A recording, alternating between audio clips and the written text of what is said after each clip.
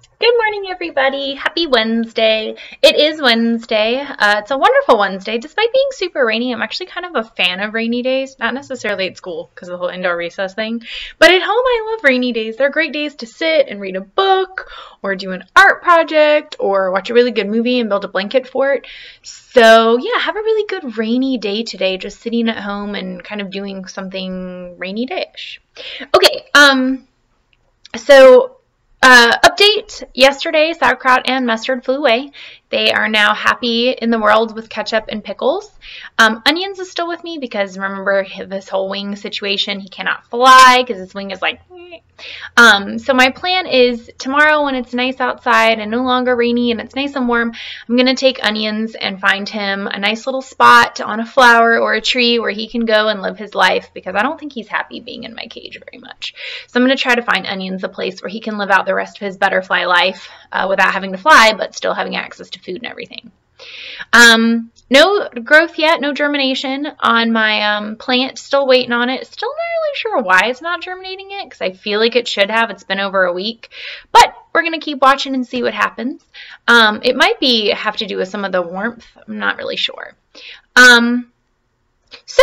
Yesterday I did put some things together for you all starting next week, and I am going to make a video for your parents and put it up on Class Dojo so you can tell your parents to look on Class Dojo for a video from me explaining some things over the coming weeks.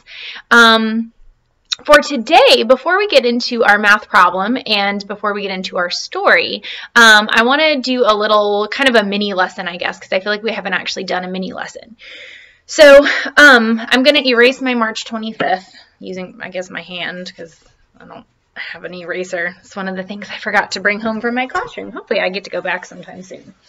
Okay, so just a quick little reminder when it comes to some math. So one of the things that that we focused on a lot at school was part whole, and you guys have actually been doing pretty good with that. So just kind of a quick reminder. So when we do an addition problem, something simple. So let's do something like 2 plus 5 equals 7. We're just doing a simple problem. So in 2 plus 5 equals 7, this is our whole, right? The whole is always the biggest, okay? And then we have our two parts. So whenever you're doing a word problem, your goal is to figure out, okay, was I given my whole? Now, in an addition problem, the whole, of course, always is going to come at the end. In a subtraction problem, I cannot write backwards in this camera, it's going to come at the beginning. So it would be something like this, where you're given the whole, and then the parts come after, right? So anytime that you're doing any kind of a word problem, you always have to think to yourself, okay, was I given the whole or was I given parts? So in a word problem like Miss Riley is walking outside, she sees some butterflies, then she sees 5 more butterflies. After seeing those 5 extra butterflies, you know, that has seen a total of, 25 butterflies. How many butterflies did she see in the beginning? Well, I'm giving you the total. I see a total of 25. Part was 5. What's the other part? So you're always kind of having to think of what is my whole versus what is my part. And you guys are actually doing a pretty good job with these when I give them to you, so keep up the good work. So for today's math problem, we're going to keep it simple, and we're going to say something like a recipe calls for 10 eggs. For 10 eggs. I only have 6 eggs. How many more eggs do I need to complete the recipe? So I'll say that again. A recipe calls for 10 eggs. I only have 6 eggs. How many more eggs do I need to complete the recipe? And remember when we talked about what does many more mean? Okay.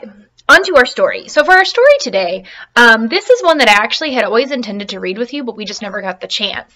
And I wanted to read this one because it's a really great story to talk to you about theme. So let's go back in our brains and think for a second about theme. So a theme is a lesson that we can learn from the story. Okay, a theme tells us something that we can learn by reading a story. Now remember, a theme isn't specific to a story. So if we're talking about like the 3 Little Pigs, the theme wouldn't be like, don't build your house out of sticks or a wolf might eat you, right? Because that's kind of a random thing. Like, how many of you out here are about to go build a house out of sticks and then be worried about a wolf eating you on a daily basis? Probably not many of you.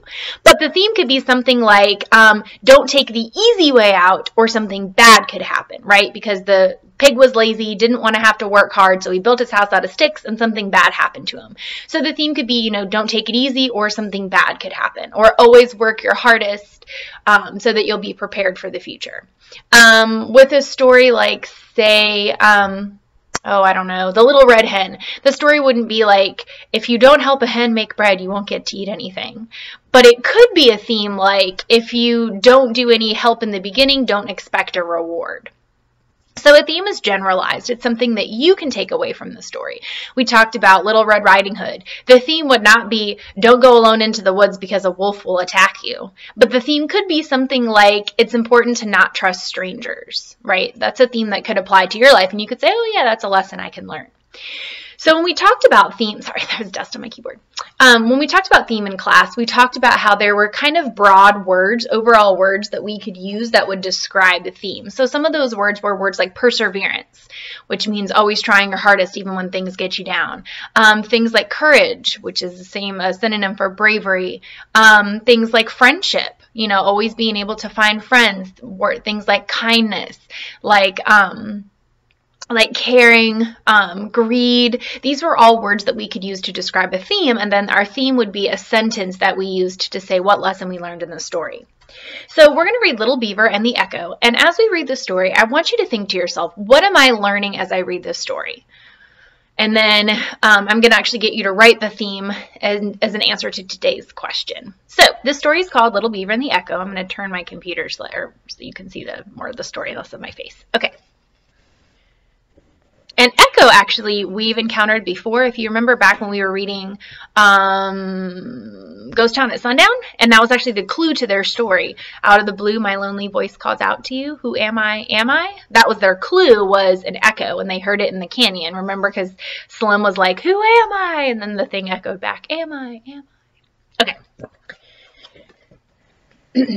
Again, another AR book. The quiz number for this one I don't have written in here, but I know it is an AR book. Or I'm pretty sure it is. I think it is. I don't know. Okay. Little Beaver lived all alone by the edge of a big pond. He didn't have any brothers. He didn't have any sisters.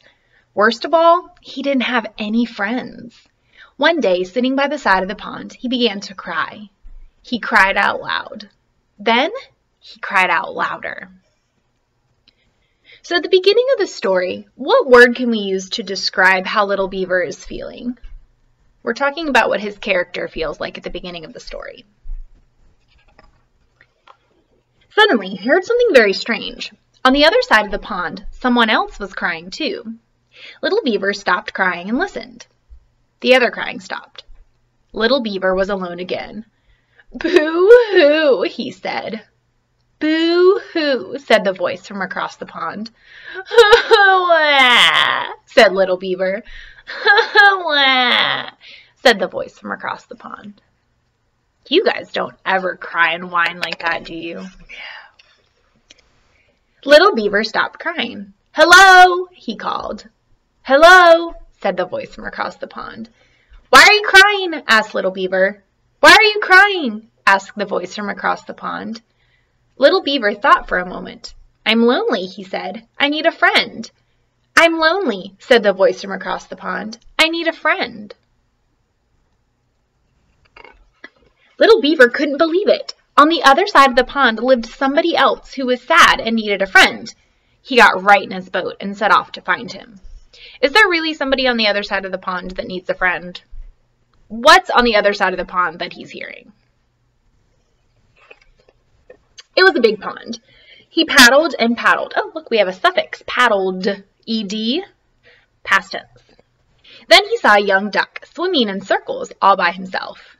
"I'm looking for someone who needs a friend," said Little Beaver. "Was it you who was crying?" "I do need a friend," said the duck, "but it wasn't me who was crying." "I'll be your friend," said Little Beaver. "Come with me." So the duck jumped into the boat.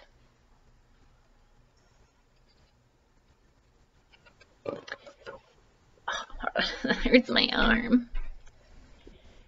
They paddled and paddled. Then they saw a young otter sliding up and down the bank all by himself. "We're looking for someone who needs a friend," said Little Beaver. "Was it you who was crying?"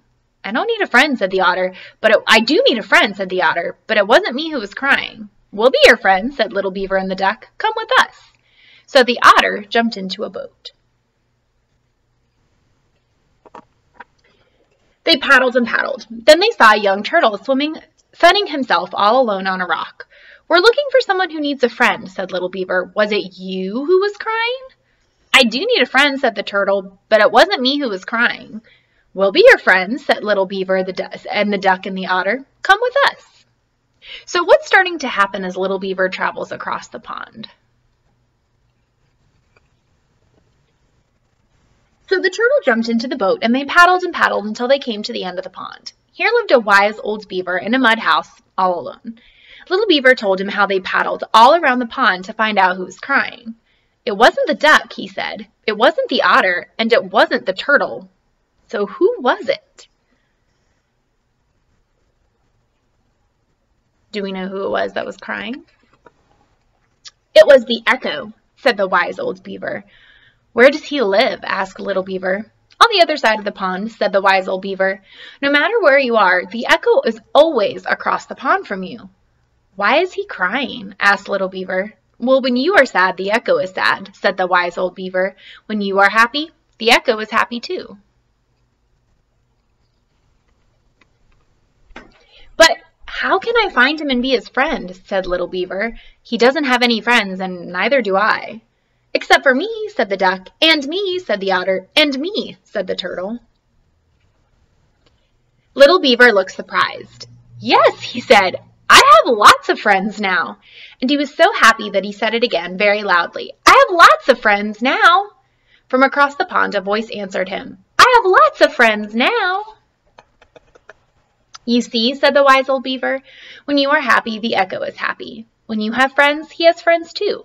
"Hooray!" shouted Little Beaver and the duck and the otter and the turtle all together, and the echo shouted back to them, "Hooray!" And that is the end of our story.